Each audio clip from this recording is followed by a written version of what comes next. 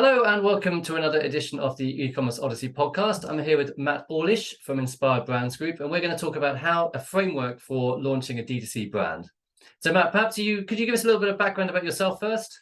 Yeah, thanks for having me. So to give you a top level, overview of my life to date in terms of entrepreneurship, I started when I was 17, and since then I'm 33 now. 15 years, I've had 26 different businesses in about 10 different verticals.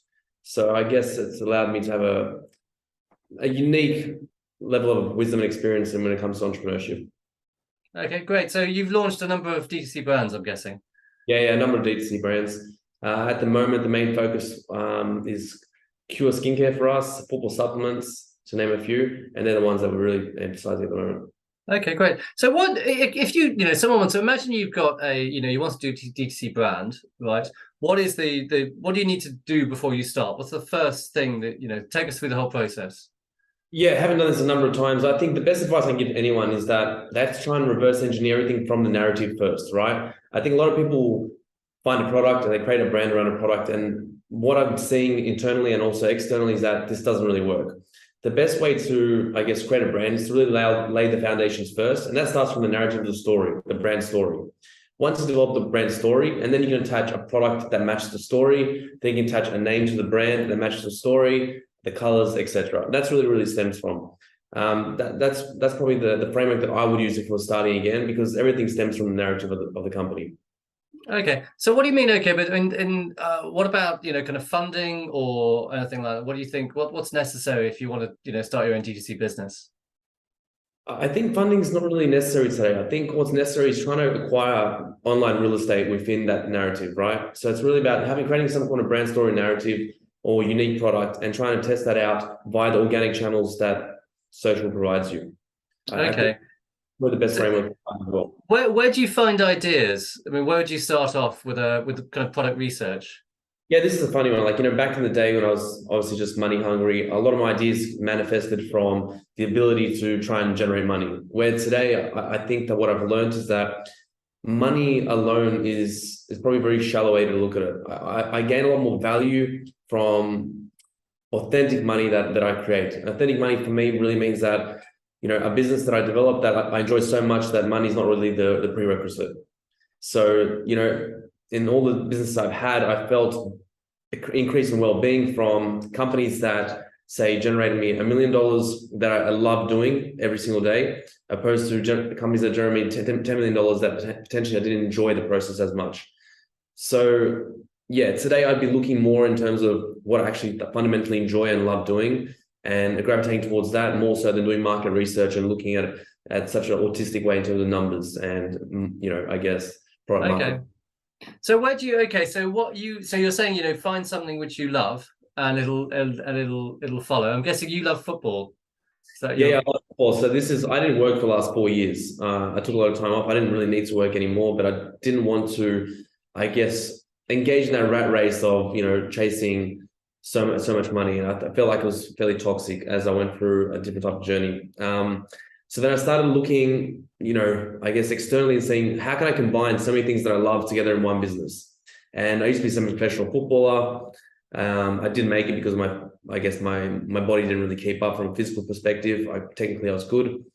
I love supplements. I have a couple of supplement businesses. I love health. I love fitness. I love D2C brands. I love business. And this is where the football supplements really came about. So it's tying in my passion for developing e-commerce brands, supplementation, biohacking, health, and also football. And that's where, really. So how do you go about developing a brand then? I mean, what are the stages? So, presumably the things like, developing, getting a name and getting the visual assets, etc.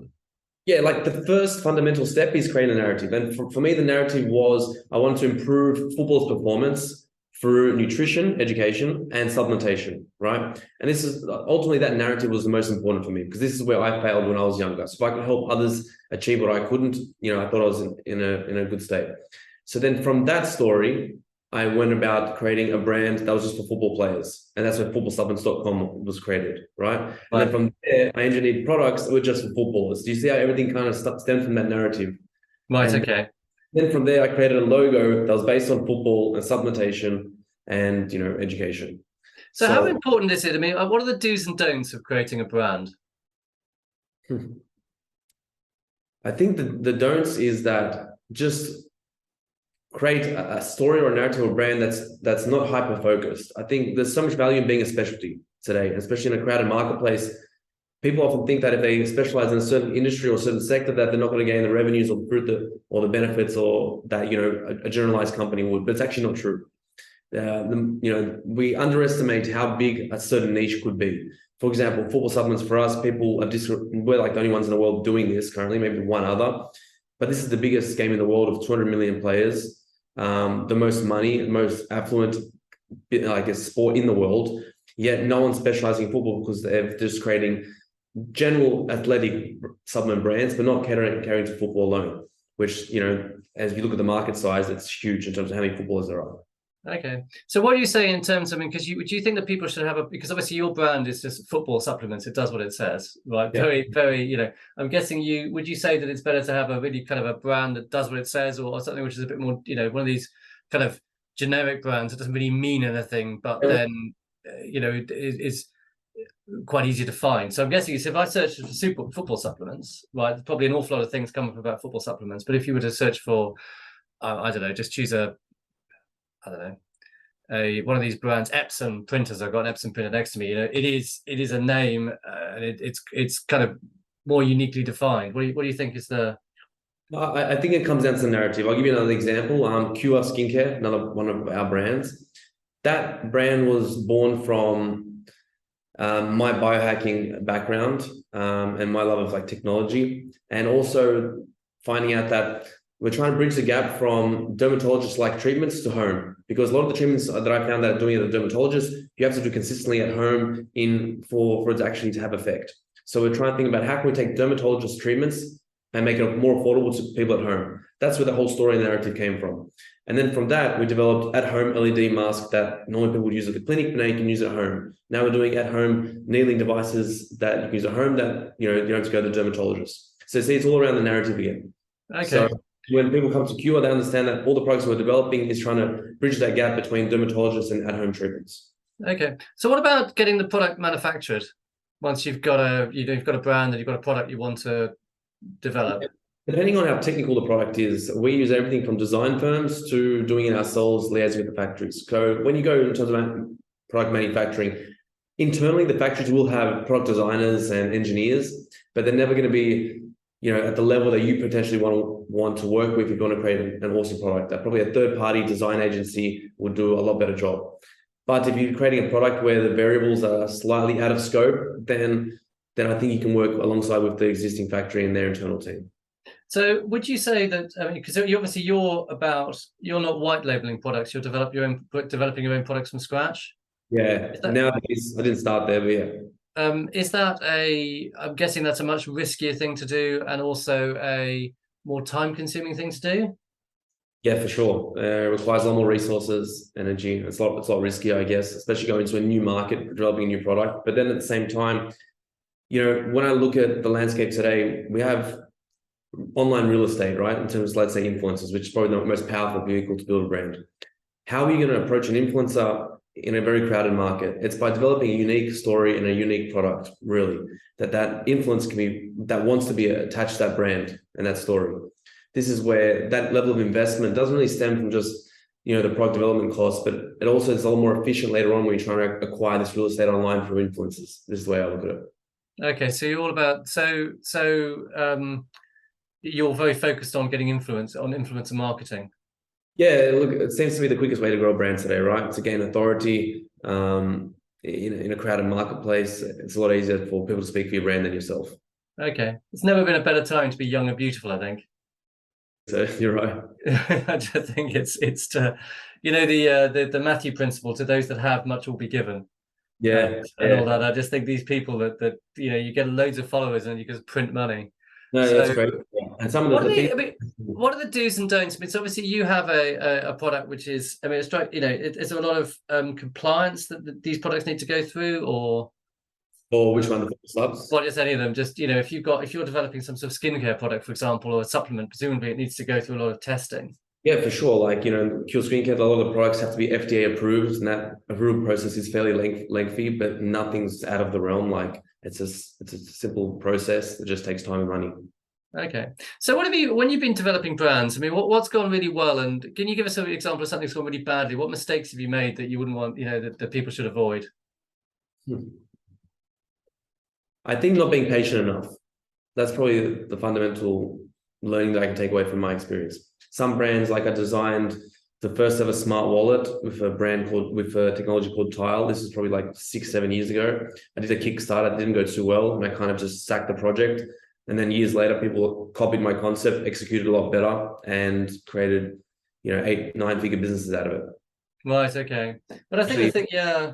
I mean, you see a lot of brands, the things just, things come along at the wrong time. I mean, I've been doing this long enough now I remember the first kind of internet businesses that came along.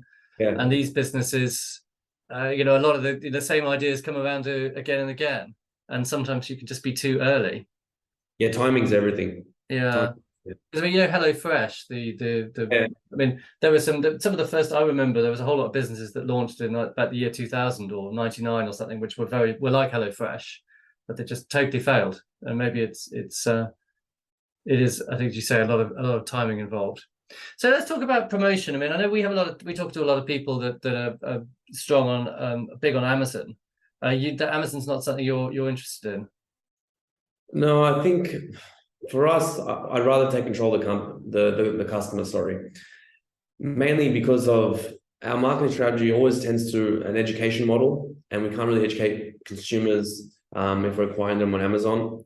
And we find that the quality of customer that comes through our store was always better than the customer that came through Amazon as well. I think it all depends on the brand or the product that you're designing or developing, whether what's more applicable. But for us, it hasn't really made sense at this moment. Okay, so what kind of channels to market do you use? What's your...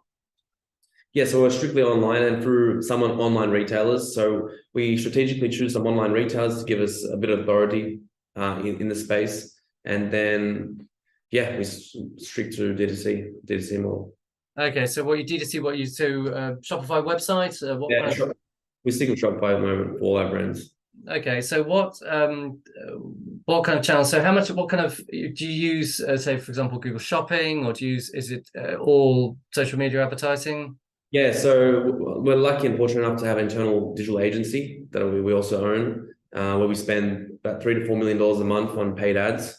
So we have a lot of learnings from working with other clients as well that we're able to implement into our own brands. So we do everything from YouTube, TikTok, Pinterest, Google, the standard channels, I guess. Okay. So is there anything particularly innovative you've done that you'd like to tell us about? I think making deals, this is probably an interesting concept for people to grasp. People don't like giving away percentage of their company, but I think in today's marketplace, it makes total sense to give away small percentages of your brands to the biggest influencers in the space. Okay. This has worked extremely well for us. So what would you consider to be a big influencer in terms of... See, then again, it all depends on, I can't really give you probably a calculation for that, but it all depends on at what stage are you inviting them into the business? Is the business already generating money? Is it profitable? Is it at ground zero and they're investing kind of with you in terms of the risk reward ratios? But I think anything where the person can generate you at least $1 million of sales a year, that individual person organically from their channel, would be something of interest. Okay, great. So do you use... where do you see kind of social media advertising going? Because obviously people think Facebook's going the way out and TikTok's in the way in. How do you see that developing? So what we've learned is that today is more important ever that your creative strategy has to be on point, meaning that Facebook are stripping away a lot of interest targeting.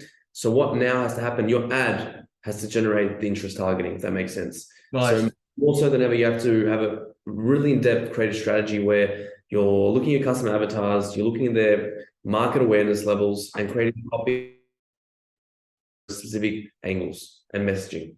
So it's a lot more work. I think people got away with in the past by not being fantastic marketers because the Facebook platform was doing a lot for them. Where today, you really have to be very sophisticated in the way you're creating your ads and messaging. Okay, so how has the changes to iOS affected you if you're doing lots of social marketing? Yeah, it's just made us really focus more on the creative strategy and create a lot more different variables in terms of our creative testing process. Before, where we might have, launching to creating 10 different ads to test, we have to do 40 now because we're getting a lot more granular in terms of our testing. Okay. So do your influencers, are the mainly, where's the main, is still Instagram is still the main platform that people?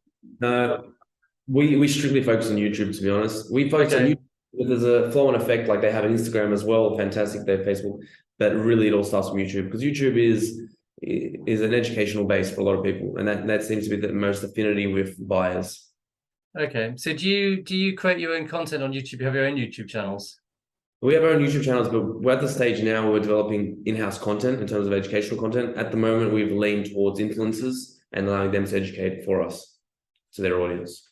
Okay. So would they do like a kind of advertorial for you guys, or is it just, would they just have it as part of another video, or? A lot of it's integrations. Some of them are, blocked out individual videos on the actual product or brand. But yeah, it's a mixture. And so you do advertising along? Do you do have YouTube advertising on YouTube, or is it just the influencer? Yeah, yeah. Okay. So what's the kind of timeline when you're developing a brand? What's your do you have an exit strategy? Do you have or what's your kind of timeline for getting it done? How long would it all take? Okay, it's probably two parts to that question. Then in terms of setting up a brand, it's going to take you probably 3 to 6 months at least. I think from at the bare minimum, depending on how complicated the product is, it might take you up to a year. Like Cure took us probably 18 months.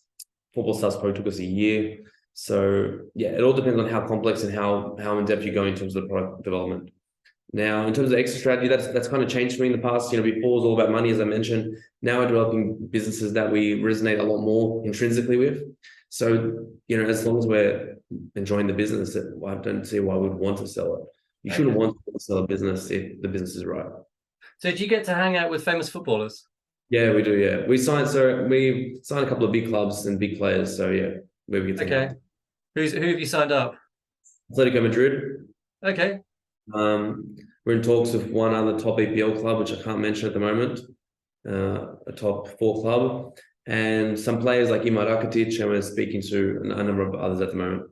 Okay, cool. So I don't know much about football. Yeah. So unfortunately, I'm going to pretend I know what I'm talking about. Okay, I've just got one last question for you. What are you, when you're not thinking about football, you're not thinking about supplements, you're not thinking about D2C brands, what are you into? Jumping out of planes and experimenting with obscure substances. So tell me about, okay, first, so there's 2 things. They both sound pretty interesting. Are you a skydiver then? Yeah. I'm in training to do the wingsuit dive, base jumping at the moment. Oh gosh, base jumping, that's quite nuts. Yeah, it's cool. It's like nothing I've ever experienced before. So a wing jumper? Yeah, like wingsuit. You ever seen the wingsuit where you just jump? I have. God, they're scary. God, that's scary. And the second part is, really, I'm probably by definition, I'm a psychonaut. Okay. So what kind of things? So what are you? Is this legal? Is it? Yeah, definitely not. Definitely legal. But I went on somewhat of a personal journey about 3 years ago, where I was at a mastermind in Croatia, on an island, Orlic. There's about 100 entrepreneurs that got invited, and there was a certain doctor talking about LSD. And that presentation blew my mind. And I hired him to work with me one-on-one for the next 2 years, teach me everything he knew. So that's where my kind of journey started. Okay. So what would you recommend to an aspiring psychonaut? Aspiring, so someone that's never tried anything? Yeah. Do you microdose, or what's your thing? I microdose, but I think more value is in the hero doses. But if you're going to start anywhere in terms of substances, you'd probably start with MDMA. Yeah. Then you'd probably start trying microdosing with LSD and working your way up. But it's like anything. Do your research. You're not going to go paragliding without having instructions to jump off a cliff. Like, read the instructions. Educate yourself. Don't overdo it. Look, even if you overdo it, like LSD is funny. LSD is zero toxicity level of body and mind. So you can't overdose on LSD. You can just lose yourself for 8 hours and not know where you are. Yeah. It's like the things with, the alcohol does so much damage in the world, and it makes people sick, and people get into fights, and, you take some LSD and, you just sit around and wonder at the stars. and Yeah, don't do anyone any harm. yeah, there's a beautiful quote by Terence McKenna. I think I'm probably going to misquote it and not do it justice, but I'll give it a go. He said that the loving government doesn't want you to take LSD or psychedelics so you don't jump out of a third-story window. They don't want you to take it because what it does is dissolve certain opinion structures and cultural-laden models of behavior, and it forces you to question everything that you know is potentially incorrect. And this is what they don't want. Yeah. So yeah, each to their own. That's interesting. Look, it's been great talking to you. Thanks for sharing your wisdom. Likewise, anytime. Okay. Thank you. Thanks. Bye-bye.